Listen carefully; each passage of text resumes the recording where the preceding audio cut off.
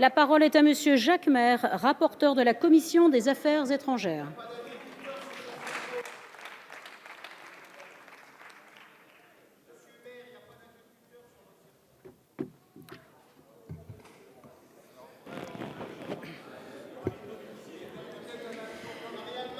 S'il vous plaît, Monsieur Jacques Maire, vous avez la parole.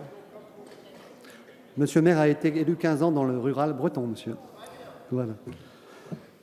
Madame la Présidente, Monsieur le Ministre, Madame la Présidente de la Commission des Affaires étrangères, Monsieur le Président de la Commission des Affaires économiques, chers collègues, je ne veux pas de nouvelles discussions commerciales avec les règles d'hier. Nous avons besoin d'avoir une transparence des négociations et de la mise en œuvre des accords commerciaux. Nous avons besoin d'une exigence sociale et environnementale dans nos débats commerciaux. À la Sorbonne, en septembre 2017, le président Emmanuel Macron pose les bases d'une politique commerciale profondément renouvelée. Pourquoi ? Parce qu'il y a une véritable crise de conscience des Français à l'égard des accords commerciaux. Et nous les comprenons. Ces négociations ont longtemps été menées dans l'opacité la plus totale. Elles ont généré de nombreuses craintes, des craintes légitimes. Nous devions donc, en tant que parlementaires, y répondre. Et nous y répondons. Pour la première fois, les députés nationaux se sont saisis des enjeux commerciaux en exerçant une pression forte et directe sur l'exécutif, sur l'Union européenne ainsi que sur le Canada. Cela n'avait jamais été entrepris auparavant, chers collègues, alors même que les négociations sur le CETA ont été menées de bout en bout par les deux majorités précédentes. Le mandat de négociation a été approuvé par le président Sarkozy en 2019. Il a été signé, l'accord final, par le président Hollande en 2016. L'accord est entré en application provisoire en septembre 2017. Et depuis, nous n'avons pas cessé de pousser aux clarifications. Grâce à vous, mes chers collègues, grâce à votre travail, les risques du CETA sont désormais beaucoup mieux analysés et encadrés. Et on le doit notamment à vous, chers parlementaires socialistes, car c'est vous qui avez saisi le Conseil constitutionnel. Je regrette votre pudeur à relayer sa décision du 31 juillet 2017. En effet, notre Cour suprême estime que l'accord et l'instrument interprétatif commun signé en octobre 2016 sont, je cite, propres à garantir le respect du principe de précaution. La Cour indique toujours, le Conseil, que l'institution du tribunal prévue par l'accord ne méconnaît pas les conditions essentielles de l'exercice de la souveraineté nationale. Par conséquent, le CETA n'est pas contraire à notre Constitution. Cette première décision a été confirmée il y a quelques semaines par la Cour de justice de l'Union européenne. C'est le 30 avril 2019 dernier que la Cour, à son tour, indique que le droit à réguler des États est pleinement garanti par l'accord et par le tribunal d'investissement. En d'autres termes, le CETA ne remet ni en cause aujourd'hui ni demain la réglementation européenne en vigueur. Les opposants au CETA appelaient les États européens à attendre les conclusions de la Cour de justice pour entamer le processus de ratification. C'est exactement ce que nous avons fait. Mais ces garanties juridiques ne suffisent pas. Je viens d'évoquer la création d'un contrôle politique fort. Il a été mis en œuvre depuis 18 mois au sein de la Commission des Affaires étrangères, avec l'appui de tous les collègues, de la majorité comme de l'opposition, et sous la conduite de la présidente Marielle de Sarnez. Tout a commencé en 2017, évidemment, avec la commission dite Schubert, mandatée par Emmanuel Macron, afin d'évaluer l'impact attendu de l'entrée en vigueur du CETA sur l'environnement, le climat et sur la santé. Dans son rapport, la Commission rappelait que le CETA préservait la capacité des États à réguler, mais elle pointait le manque de transparence qui a prévalu au cours des négociations, ainsi que l'absence d'ambition de l'accord en matière sanitaire et environnementale. Et elle conclusait, cette commission, en disant que les modalités de mise en œuvre de l'accord seraient déterminantes pour sa sécurité, car l'accord est, disait-elle, un accord vivant. Et nous avons fait nôtres les conclusions de la commission Schubert. Les députés de la majorité ont fait 25 propositions, 25 recommandations à l'intention du Premier ministre, afin de permettre une surveillance stricte du CETA. 17 de ces recommandations ont été incluses dans le plan d'action du gouvernement.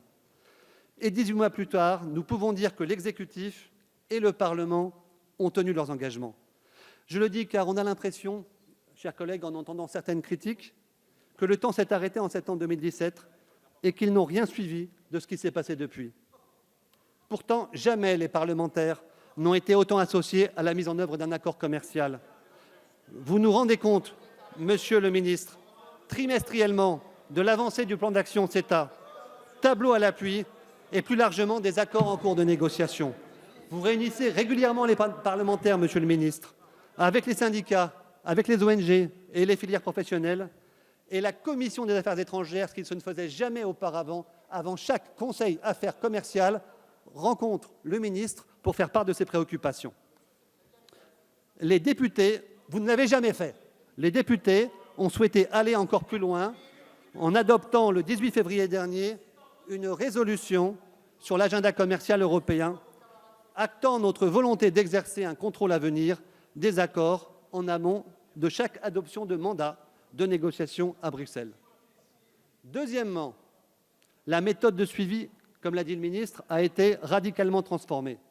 Nous disposons aujourd'hui de nouveaux outils qui permettent un meilleur contrôle par le Parlement. Pour la première fois, le CEPI a modélisé les conséquences économiques et environnementales d'un accord commercial. Nous avons désormais, et c'est une première, la mesure de l'empreinte carbone du CETA. Les émissions de gaz à effet de serre supplémentaires seraient modestes et n'empêcheraient pas la France de respecter les engagements de l'accord de Paris. Alors oui, cette modélisation, elle est perfectible et il faut l'améliorer, mais elle existe et elle pourra être appliquée à tous les futurs accords que la France signera. Par ailleurs, afin de répondre aux craintes exprimées par les filières agricoles sensibles, un suivi en continu des importations a été mis en place. Un deuxième rapport spécifique du 21 février 2019 conclut qu'aucun territoire ou filière n'a subi de conséquences négatives liées au CETA. Au contraire, les exportations françaises vers le Canada dans le secteur de l'agroalimentaire ont augmenté de 10,2% l'an dernier. Nos exportations de fromage ont augmenté de 20% et nos importations agroalimentaires se sont réduites de moitié.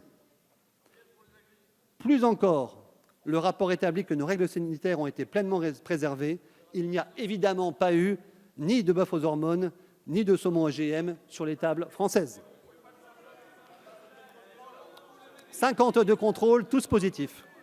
Troisièmement, nous répondons au manque d'ambition climatique du CETA, mise en avant par la commission Schubert. Eh bien oui, le CETA a effectivement été signé avant l'accord de Paris et on ne peut pas refaire l'histoire. Mais l'accord impose, dans son article 24.4, le respect des accords environnementaux dont fait partie l'accord de Paris. Laissez l'orateur s'exprimer. Et cet Merci. accord de Paris est explicitement mentionné dans la déclaration d'octobre 2016 qui a force contraignante. Le plan d'action prévoit des actions complémentaires pour que le Canada et la France avancent main dans la main sur le climat dans les négociations internationales. Eh bien, ça a été fait. Le 16 avril 2018, Nicolas Hulot, ministre de la Transition écologique et solidaire, a signé avec Mme McKenna, son partenaire canadien, un partenariat. Et il permet aujourd'hui d'agir ensemble pour inclure dans les négociations climatiques internationales deux secteurs qui sont très liés aux accords commerciaux et qui sont aujourd'hui exclus, c'est-à-dire le transport aérien et le transport maritime. Et maintenant, nous nous battons ensemble à l'OMC, à l'OCDE, au G7, à l'OMI, à l'OACI. Jusqu'à présent, le Canada n'était pas de ces combats. Enfin, le ministre vous a présenté le mécanisme du veto climatique. Ce veto a pour objectif le droit à réguler des États contre le recours des investisseurs. Il ne concerne pas uniquement le climat, mais, je cite, tous les objectifs légitimes de politique publique, tels que la santé, la sécurité, l'environnement, la moralité, la protection sociale, la protection de la diversité culturelle. Eh bien, nous avons agi auprès de vous, messieurs les ministres, mais aussi auprès de la Commission européenne et du gouvernement canadien pour obtenir l'ensemble des garanties et des précisions nécessaires avant l'examen en commission par nos assemblées. Le veto climatique sera donc effectif dès la ratification par les 28 États membres.